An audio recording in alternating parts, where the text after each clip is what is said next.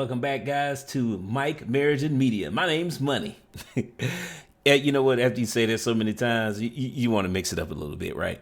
But we're back today with Bridging the Gap on the PEEF experience.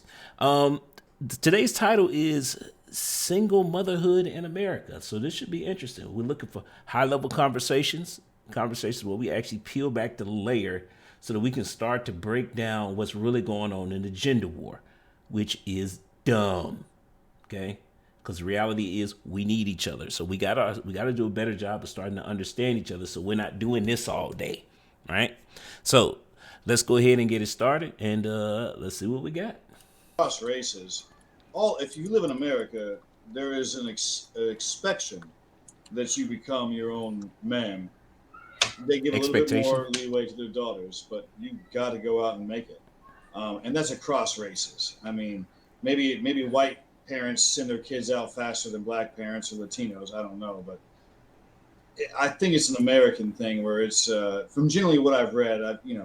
People in Europe, which are other white people, feature and other cultures, they are allowed to stay much longer. I would have felt like a loser had I been 19. You know, this is interesting because I just read the title, but at the bottom of the screen it says, kicking your children out the house. Um, Either way, this should be a high level conversation because we haven't talked about that yet. But that if that's the topic at the bottom, then I do have some thoughts on that. Yeah, let's go. And still at home. What kind of man are you? You know what I mean? And so, of course, I went out and I fucked up, just like Mike was saying. In Nigerian culture is pretty much the same. I Whoa, uh, did somebody just disappear from the panel? Maybe that was like a prequel or a pre. What do you call it? A preview for what's about the episode is what we're about to talk about. So maybe that's how that changes. I don't know. We'll find out. I'm thinking somebody will tell you to leave, but in Nigeria, especially like in my parents' village where they're from, it's not uncommon to see children living with their parents. Those houses take forever to pay off, and the system we have here in America isn't present everywhere either. When people have a house, it's not like it's financed 30 years. No, you had to build that house for your family over time with materials that you gathered over time. So you want as many generations to come up in that house and not have to go pay for anything elsewhere, right? And now that I'm thinking about it, I think Nigeria may be one of those places where, when because you've built it, you own it, as in you're not paying the government taxes for that property. Because for those of you that don't know, money conversation is that even after you pay off your mortgage, if you don't pay the taxes, the government can come in and seize your house. I don't think it's like that in Nigeria. I may be mistaken, maybe some outdated information, but I don't know. And then usually when people get married, that's when they start wanting their own space for their own family. But they might not move out at that point. So when I think about what the issue is here in America, especially like with the African American community, I realize that there are a lot of factors that point to the family dynamics being screwed up, and it's a lot of reasons for that. The most common are like single motherhood, right? So mama's got Okay, to so have a that life is too. that is the topic. That's what's associated with kicking out the kid. Mama got to have a life too. I've spent my greatest years on you. So that's one of the big things here in America going on. But on the opposite side, you could have had too stern of a father, right? So we had that fences story, right? So Yeah. where it's just like, I'm gonna show you something, I'm gonna make a man out of you. I got it. This is actually a big one, actually. I see this one a lot in the South. I got it out the mud, so you go and go get it out the mud too, which is one of the stupidest ideologies I I've ever agree. heard. I'm a first generation American. My father laid in the mud so I could walk, laid in the mud his whole body, so I only have to go knee deep. I was in the mud knee deep so my brother could walk over my back clean. And we built a bridge so all of our children never have to step in the mud again. That's the way it's supposed to work. So we have this really bad ideology. I agree. And I've heard this numerous times, especially again, in my previous career, we always heard about that when we talking about, because I started having, when you start, most of the time when you start having a put that licensed professional hat on, even though I'm not licensed anymore. But a lot of times when you start having those conversations about, everybody wants to talk about generational wealth until it's time to talk about generational wealth. And what are you doing today that's going to provide to help put your kids ahead by the time that they're your age? Most people don't want to have that conversation, but they need to get it out the mud. I struggle. They need to struggle too. Why? Because it made me who I am today. Okay, so, but you can only do so much in a lifetime, though. I mean, because again, there are only so many resources out here available to get. You guys have heard me say that before when we talk about getting rich, right? But an easier way to avoid that is giving your kids a head start. I'm not saying you need to go get rich and leave them everything.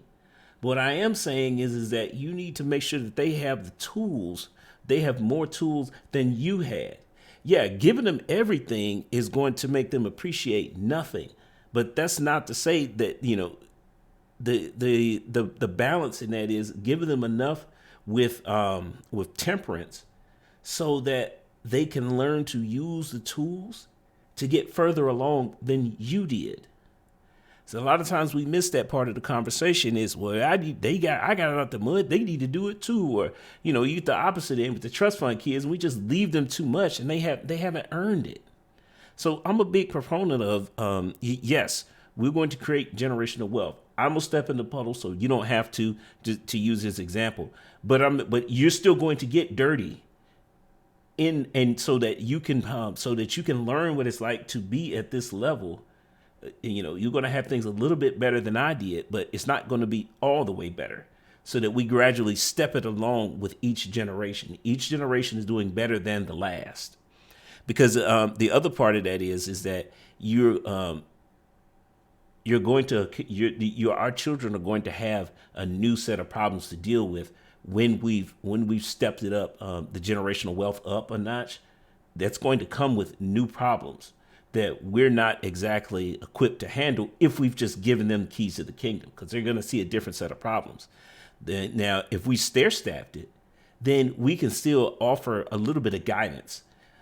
But it's when let's keep going. I'll explain more in the summary at the end. Theology where it's like, I got it out the mud and my son's going to have to get it out the mud too. That's stupid. So even if the father was present, that ideology is also too present in the home, and it leads to them doing serious damage to their sons.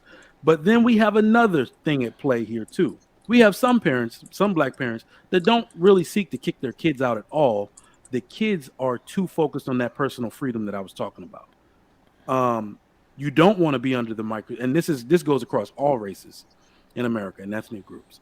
The kids, like, if you just think about it now, they're just too grown. They want to be too grown too early.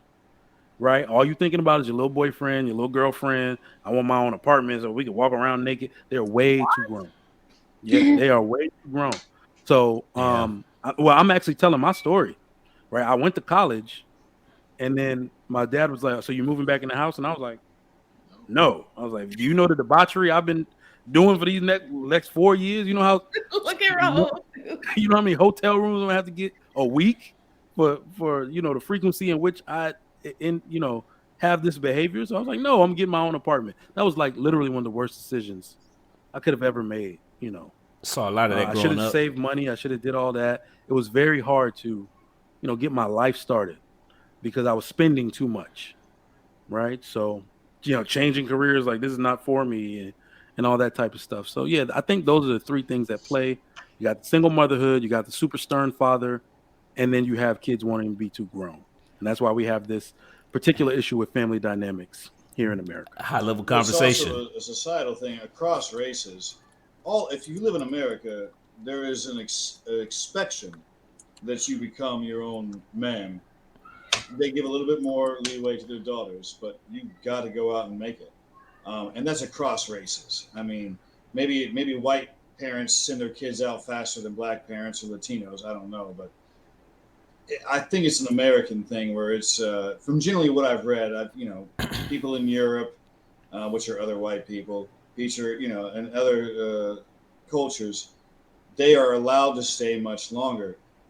I would have felt like a loser had I been 19 and still at home. What kind of man are you? You know what I mean? And so, of course, I went out and I fucked up, just like Mike was saying, but I had a great time and I still survived. And I don't want to sound like a boomer where it's, well, I did it so you can. I understand the situations are different. Um, but I think it's more of an American machoism, make yourself into who you're supposed to be on your own kind of mentality that permeates across racial barriers within America. And to add to that, when I was 19, I remember calling my mom and crying and telling my mom, like, I had, I was supposed to be here and I was supposed to be doing this and I was supposed to be doing that. And I saw myself in this position or I saw myself in this situation and none of that has happened for me.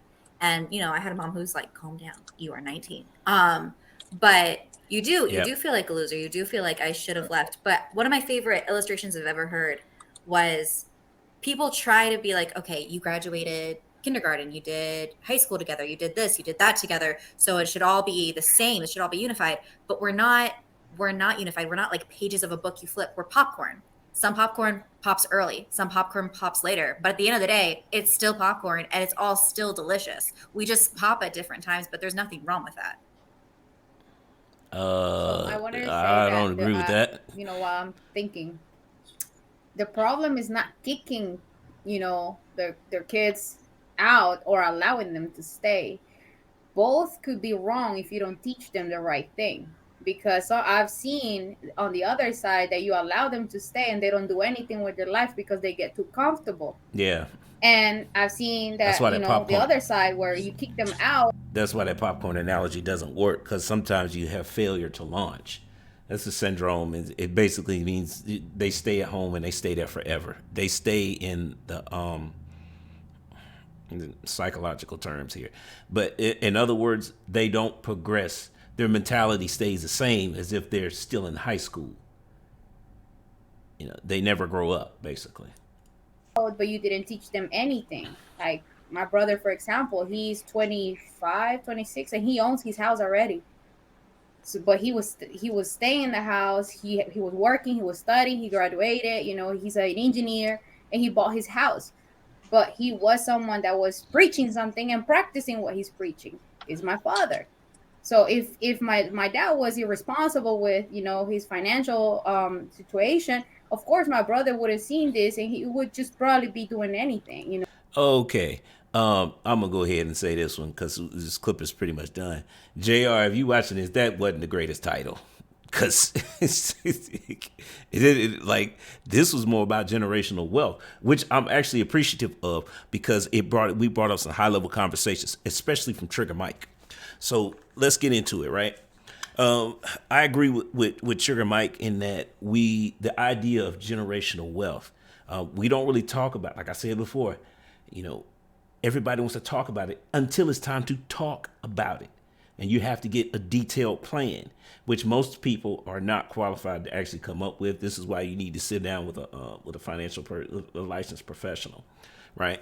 So the whole idea is that, the secret to generational wealth that nobody talks about, it takes more than one generation to build it.